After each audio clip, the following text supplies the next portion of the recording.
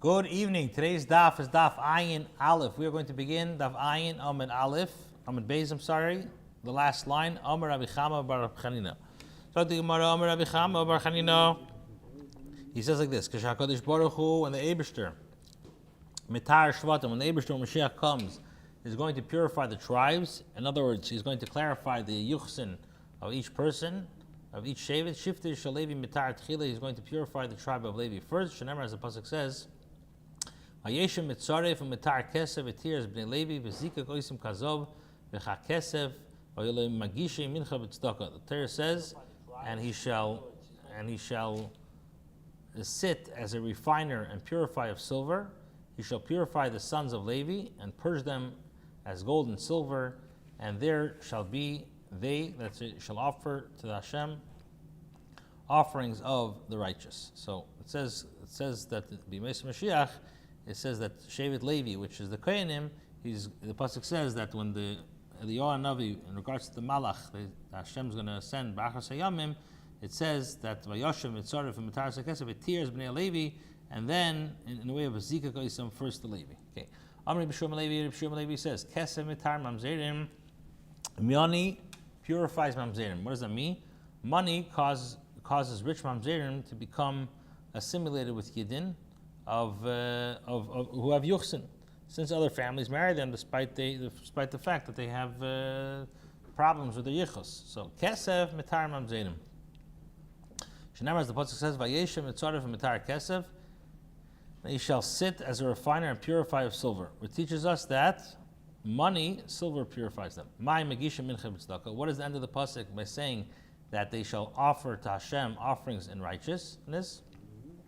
Rabbi Yitzchak says, the Eibishter performed acts of righteousness with this Jewish people, that a family that has become assimilated with Yidden of good yuchos.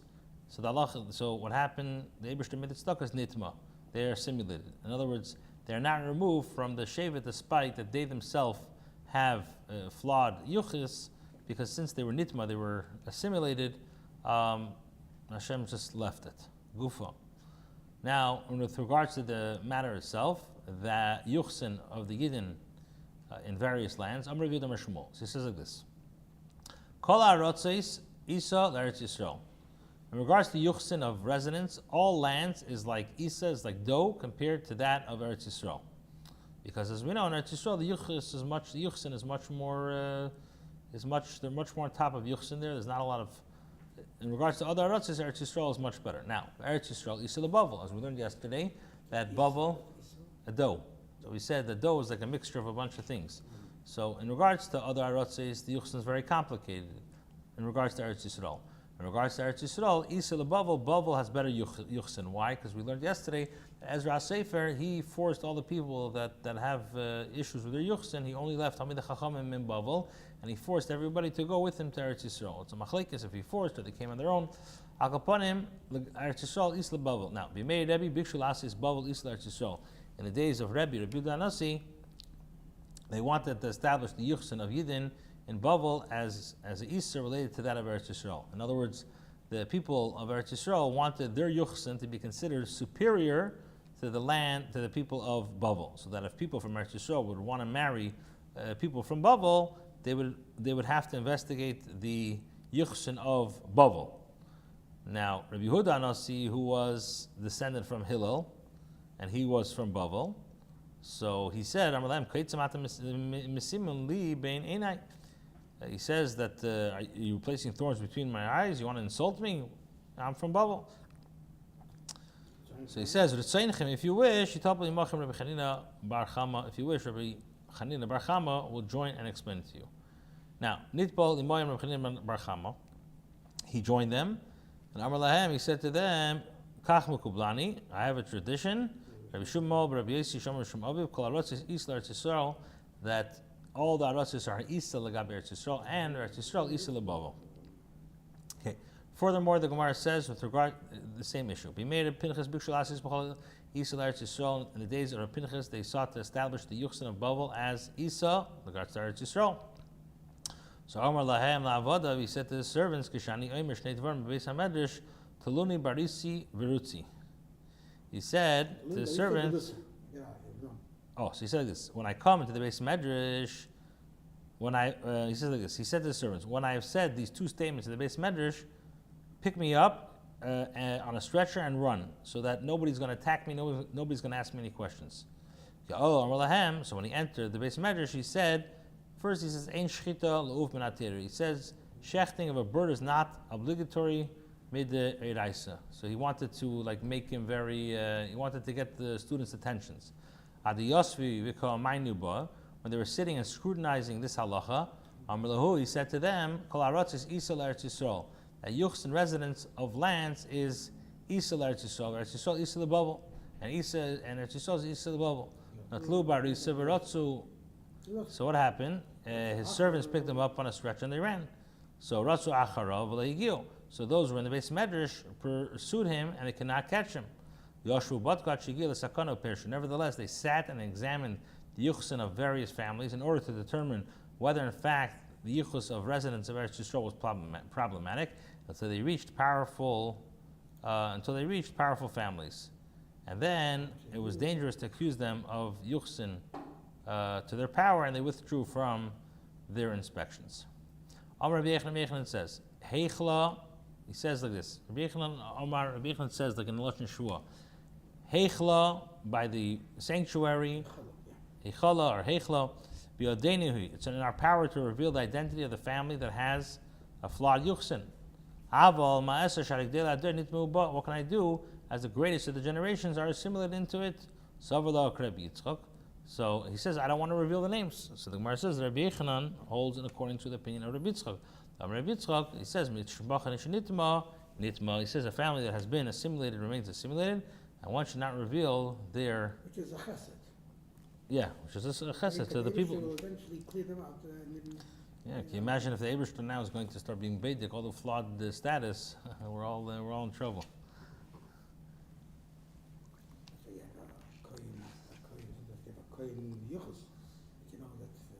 Right.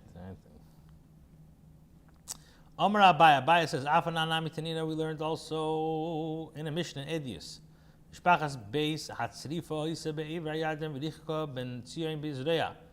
There was a family known as Beis Hatzrifa in Eivra Yardin, and a person called Ben Sion Bezreya. He was a person called Ben Sion, forcefully distanced it and proclaimed that its yichus was flawed, although its yichus was not flawed. Now, there was another one that Ben Sion forcibly drew near, although its yichus was flawed. And he says, the Mishnah adds, known families such as these, Elio comes to declare tameh and to declare pure. Now, he says that Abaya continues, when the Mishnah says such as these, it means those whose status we know, but a family that has become assimilated, in other words, whose yuchus is unknown to the public, has already been assimilated, and not even Elio will publicize its flaw. Okay, Tana was taught. There was another family with yuchsin that had there was issues with the yuchsin. But the Chacham did not want to reveal its identity to all. The Chachamim transmitted its name to the children and to their students once every 7 years. And some say it was twice every 7 years, to prevent them from marrying into their family. It makes sense according to the opinion that holds it was once every 7 years. I am a Nazir if I do not reveal the names of, if a person says, I will be a Nazir if I do not reveal the names of families that have issues with their yichus. So Nazir, so it says he should be a Nazir and not reveal identity of these families. This shows that such information should be kept secret as much as possible. Amar Rabbi Barchani says, it says, he says that the Chacham transmit the correct pronunciation of the Yud Kei Vav Kei of Hashem to their students once every 7 years. And some say it was twice every 7 years. Or Nachman Bar Yitzchak Mistavrik Manamar Palmachas V'Shavua is once every 7 years. Like it says, this is my name forever, which is written La'aleim to hide, which is mashma that Yud Kei Vav Kei must remain hidden. Rava Sarva L'Midrash B'Pirkei. Rava planned to expound and explain the proper way to say the name in a public place. Usava La'alam Ksiv, he says it's written La'alim, indicating that it must stay hidden. Rav Avina raised a contradiction. Ksiv Zeshmi, Ksiv Zechri. It's written, this is my name, indicating that the name as written of that of Hashem, and Ksiv Zechri, it says this is my remembrance, which is mashma, that it's not Hashem's actual name, but just a way to remember him. So HaKadosh Baruch Hu, Leikish ani nichtav ani nikra. Nichtav ani b'yud kei nikra b'alaf dalad. I'm written with Yud Kei Vav Kei, but we pronounce it as Elikim. Tarabbanan was taught. Initially, Shem ben Shteim Esrei Isis HaYemesim Es L'Chodom. The Chachamim would transmit the 12-letter name of Hashem to any person. When the Pritzim ones who use the name disrespectfully increased, they would transmit it only to discrete members of the Kohuna. And the discrete members of the Kohuna would pronounce the name during the Birchas Keinu. Discrete. Yeah. Discreet. Tanya Tarfin Pam Achas Alisi Acher Achei Imileduchen. He says, Reb Tarfin says, who was a Kohen himself, on occasion I ascended after my mother's brother to the platform to give brachas Kohenim.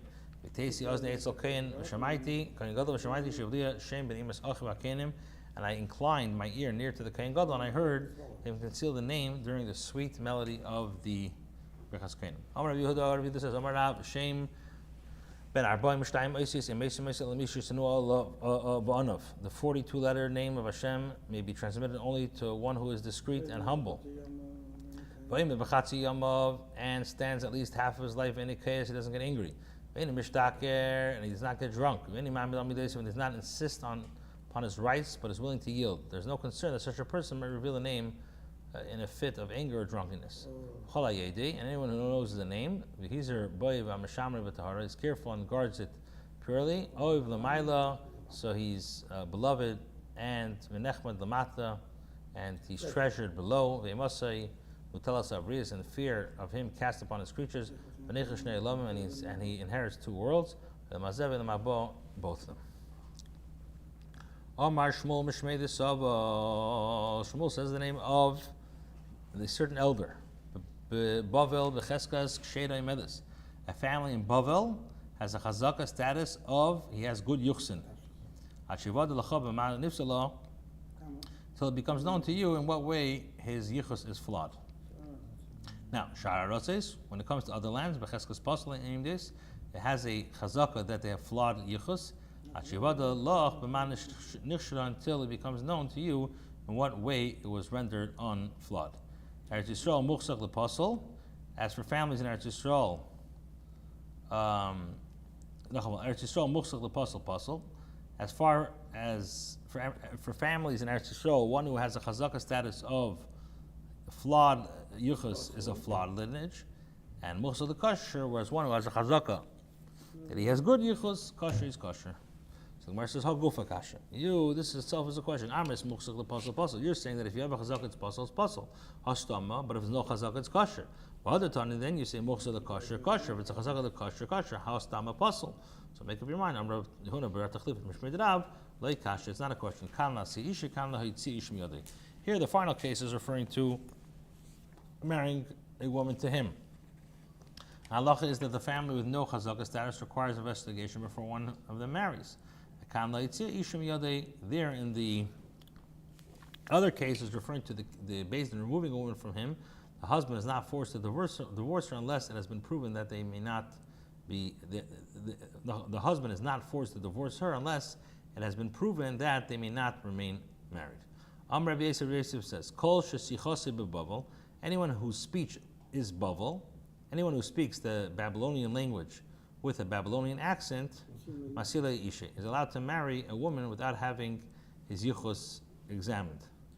The presumption is that he isn't from Bavel, and the yichus of Bavel families is, as we know, is unflawed. It's good.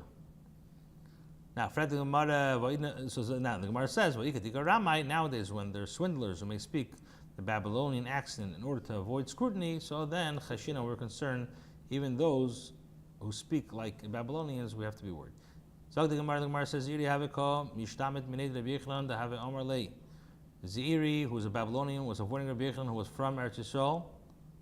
Since the latter kept saying to him, "Sibarti, marry my daughter."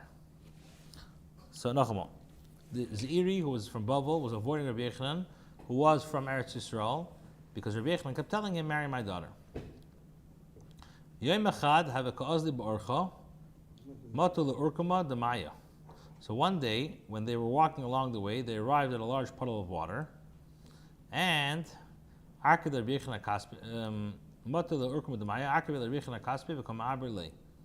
so one day, when they were walking on the way, they arrived at a large puddle of water. So Iri lifted Rabbi Yechon upon his shoulders and carried him over the puddle out of respect. So Rabbi Yechon said to him, So Rabbi Yechon said to him, "Our Torah is fit and worthy of honor in your eyes, and yet our daughters are not. What is your reason why you don't want to marry my daughter?" So Rabbi Yechon continued, if you say a reason not to marry my daughter, because the Mishnah says, that there were 10 categories of Yichus among the Yidden who ascended from Bavel. Who were they? Kohanim, Leviim, and Yisraelim, as well as many people who had flawed Yichus. And you're concerned about the Mamzerim amongst those living in Eretz Yisrael. So, Oto Kohanim, Levi, Yisrael, Kula Sliki. Do you think that all the Kohanim, Leviim, and Yisraelim ascended to Eretz Yisrael? Just as there remained with these people who had good Yichus in Bavel, there also remain individuals from these that had the flawed categories. So therefore, marrying only Bavel will not alleviate your concern. I guess according to Rabbi Yehuda, he held that people, not everybody who was puzzled went up to Eretz Yisrael. So where it says that Ishtimutik Hadar Rabbi Elazar, the statement of Rabbi Elazar escaped Rabbi Yechanan. Ezra did not ascend from Bavel until he made like fine flour, and then he ascended. Accordingly, the people who remained in Bavel they had good yichus. Now the Gemara says another story. Even sometimes when you're showing a gibed over, and we see from this story that the great Rabbi Yechanan, who was a tremendous Talmud Chacham, he was the Gadol Shabbadir, but he wanted it so bad that I guess he forgot part of his limud of Rabbi Elazar. I didn't see this anywhere. It just came to my mind. Okay, Ula Ikla Pumbedisa the Bay Rabbi Yehuda. Ula arrived in Pumbedisa to the house of Rabbi Yehuda. Chazal Yitzchak, Rabbi Yehuda, the God of Lenosef, he observed that Rabbi Yitzchak, son of Yehuda, was grown and was not married. So Ula said to Rabbi Yehuda, what is the reason that master does not marry a woman to his son? So Rabbi Yehuda said to him, do I know where I can find a woman to marry him? In other words, I'm concerned about yichus. So Ula said to him, is that to say that we know where we come from? Can we say that our yichus is unflawed? Perhaps we come from the women's of Nashim B'Tzion Ina Psulis Bar Yehuda. They have ravished the women in Tzion and the maidens in the cities of Yehuda. Perhaps we are descended from women ravishes by Goyim. Now, are you going to say that if a Nochri ever comes to Bas Yisrael, Vlad is kosher? So he says, but maybe we come from here. The pasuk says, they lie upon beds of ivory and stretch themselves upon their couches. And he says, these are people who urinate naked before their couches. He cursed them. he cursed in this interpretation and said, this is what the pasuk says, therefore shall they go captive at the head of them and that go captive. Just because they urinate naked before their couches, they should go and at the captive at the head. They should go captive at the head of them that go captive. In other words, this act is distasteful, but doesn't serve a isser to warrant such a punishment. He says, these are people eat and drink together, and attach their beds together, and they exchange their wives, and they're on the couches with semen that's not theirs. In other words, the Jewish people include the descendants of such people who are full-fledged mamzerim. Amar lei, so he said to him, Hey Chinavid, what shall we do? How can we clarify which families are yichus or not? So Amar lei, Zil Basar Shtikusi. Go after the silence. Ki hai de botki b'nei marava. Like the people of the west of Eretz Yisrael examine. Ki minsu beitrei b'hadi hadadi chazu hey minai de kadam v'shasik. When two people fight with each other, they observe which of them becomes silent first. And Amri, then they say, Hai miyuchas tvei. The silent party is a finer lineage. Amar Rav says, Shtukusi the bavel haini yuchusi. The silence in bavel is yichus. In other words, this is an effective method of examining a person's yichus in bavel as well. Rav Shafi Chalo Ubadik Buhu. But Rav arrived at the house of the son of a vinegar strainer and examined them. My lab yichuse. It must be that they examined in regards to yichus. So no. He conducted an examination into the silence. B'duki ishaski loishaski. Rav said to those conducting the examination, examine whether they become silent, whether they fight, or whether they did not become fight. Okay. Rav says, if you see two people that are fighting with each other, Shemetz Pasal Yishbe, or it's not only Mizgarim, they're feuding with each other. So Shemetz Pasal Yishbe Echad Mehem. There's for sure a trace of unfitness in them. In other words, there are grounds to suspect that the yichus of one of them is flawed. Now, and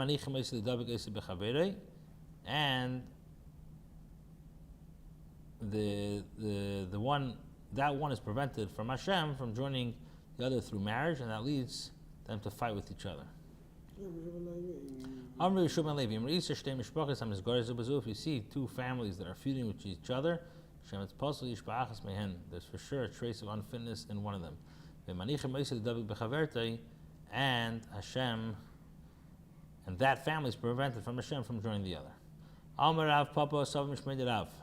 He says, Bavel Bria. Babylonia is healthy with regards to yichus and clear of suspicion. Mishain is Mace is dead, meaning that all the inhabitants have flawed yichus. Madai is chayla, is sick, and Elam is geiseses. Ma ben chayla geiseses. What is the difference between a chayla and a geises? So he says reiv chayla l'chaim, a reiv geisen l'misa. Majority of people are l'chaim, and reiv geisen is l'misa. Likewise, the majority of the residents of Madai had unflawed yichus, while the majority of those who live in Elam had flawed yichus. Okay, after having determined those of Bavel are presumed to have good yichus, the Gemara clarifies what are the borders of Bavel with regard to these issues. Adhechani Bavel, until where does the width of Bavel extend? Rav Amar Ad Nahar Azak, until the river of Azak, which empties into the Euphrates. Shmomar Ad Nahar Yu'ani, until Yahar Nu'ani, which also empties into the Euphrates. Le'el B'diglas Adhecha, until where does the border extend? Upwards. So Rav Amar Ad Bagda V'Avno, Shmuel Amar Ad Mushkinvei. So the question is, where does the border extend upwards on the Tigris? So Rav says until the place called Bagda, and Avna, and Shmuel says until Mushkani. But Mushkani B'chlal, but isn't Mushkani included in Bavel?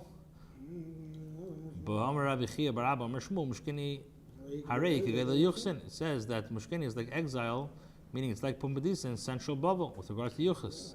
So Elad Mushkani B'chlal, including Mushkani.